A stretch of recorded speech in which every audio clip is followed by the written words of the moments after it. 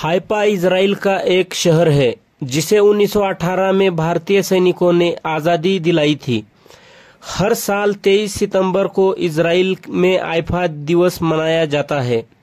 भारतीय सेना भी इस दिन को हाइफा दिवस के रूप में मनाती है।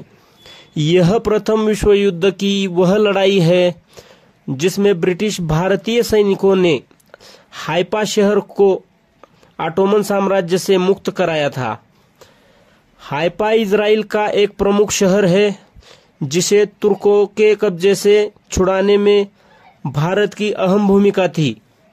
ऐसे माना जाता है कि इजराइल की आज़ादी का रास्ता हाइफा की लड़ाई से होकर गुजरता है। इस लड़ाई में भारतीय सैनिकों ने सिर्फ भाले, तलवारों और घोड़ों के सहारे ही जर्मनी तुर्की की मशीन गन से लैस सेना को धूल चटा दी थी। इस युद्ध में भारत के 44 सैनिक शहीद हुए थे। हाइफा को 23 सितंबर को ही आजाद कराया गया था, इसलिए ही इस दिन को हाइफा दिवस के रूप में मनाया जाता है। नमस्कार दोस्तों, द ग्रेट थिंग्स में आपका स्वागत है। मैं हूं आपका दोस्त दत्ता घाड़गे। आप मेरे चैनल पर नए हैं तो चैनल को सब्सक्राइब कीजिए, वीडियो को लाइक कीजिए, कमेंट शेयर कीजिए ताकि नई नई वीडियो आप तक पहुंच सके। हाइफा में ब्रिटिश सेना की मदद के लिए भारतीय सैनिकों को भेजा गया था। इसमें हैदराबाद, मैसूर और जोधपुर से सैनिकों को भेजा गया था। हैदराबाद के निजाम ने उन्हें युद्धबंदियों की देखभाल के लिए काम पर लगाया गया।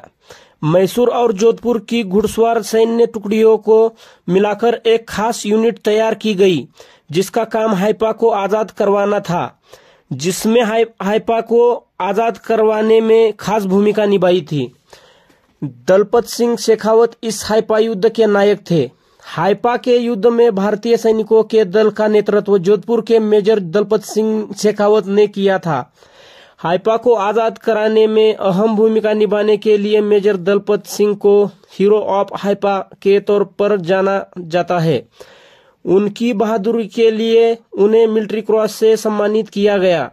भारतीय सैनिकों का मुकाबला तुर्की, ऑस्ट्रिया और जर्मन सेना से था, जिनके पास आधुनिक तोप, बम, बंदूक, टैंक, हथियार थे। वही भारतीय सैनिकों के पास तलवार और भाले थे। उन घुड़सवार सैनिकों ने तलवार और भाले के दम पर आधुनिक हथियारों से सुसज्जित दुश्मन सेना का सामना और उन्हें परास्त भी किया। डर गई ब्रिटिश सेना पर डटे रहे भारतीय सैनिक। हाइफा पहुंचने के बाद ब्रिटिश सेना को जब पता चला कि दुश्मन काफी मजबूत और ताकतवर है, ब्रिटिश सेना के ब्रिगेडियर जनरल ने अपनी सेना को वापस बुला लिया। लेकिन इस पर भारतीय सैनिकों ने ब्रिगेडियर जनरल के आदेश का विरोध किया। भारतीय सैनिकों का कहना था कि हम यहाँ लड़ने के लिए आए हैं, ऐसे में पीठ दिखाकर भागने से कायर प्रतीत होंगे। भारतीय सैनिकों की जिद के आगे आखिरकार ब्रिटिश ब्रिगेडियर जनरल को झुकना पड़ा। 23 सितंबर 1918 की सुबह भारतीय घुड़सवार और पैदल सैनिकों के जत्थे ने हाइफा की ओर बढ़ना शुरू किया। भारतीय सैनिकों के हाथों में तलवार और भाले थे। भारतीय सेना का रास्ता माउंट कार्मल पर्वत रेंज के साथ लगता हुआ था और किशोन नदी एवं उसकी सहायक नदियों के साथ दलदल भूमि की एक पट्टी तक सीमित था। जैसे ही सेना 10 बजे हाइफा पहुंची, वह माउंट कार्मल पर तैनात 77 mm बंदूकों के निशाने पर आ गई। लेकिन भारतीय सैनिकों ने यहां पर सूझबूझ दिखाई। मैसूर लांसर्स की एक स्क्वाड्रन शेरवुड रेंजर्स के एक स्क्वाड्रन की मदद से दक्षिण की ओर से माउंट कार्मल पर चढ़ी। उन्होंने अचानक से दुश्मन पर हमला कर दिया। दुश्मनों की मशीन गन के खिलाफ भी उन्होंने आक्रामकता से आक्रमण किया और कार्मल की ढलान पर खड़ी 2 तोपों पर कब्जा कर लिया। उधर दोपहर 2 बजे बी बैटरी HAC के समर्थन से जोधपुर लांसर्स ने हाइफा पर हमला किया। दोपहर 3 बजे तक भारतीय घुड़सवारों ने उनके स्थानों पर कब्जा कर तुर्की सेना को पराजित कर हाइफा पर कब्जा कर लिया।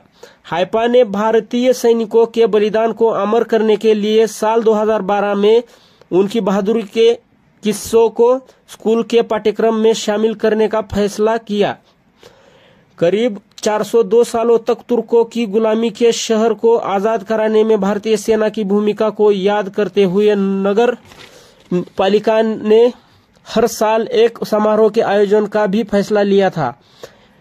इसलिए भारत और इजराइल की दोस्ती अटूट है। जब 1999 में पाकिस्तान ने कारगिल पर हमला किया था तो अमेरिका ने दुश्मनों का सैटेलाइट लोकेशन देने से मना किया था, लेकिन मित्र देश इजराइल ने सैटेलाइट लोकेशन भारतीय सेना को मुहैया कराया, बल्कि गोला बारूद और हथियार भी मुहैया कराए।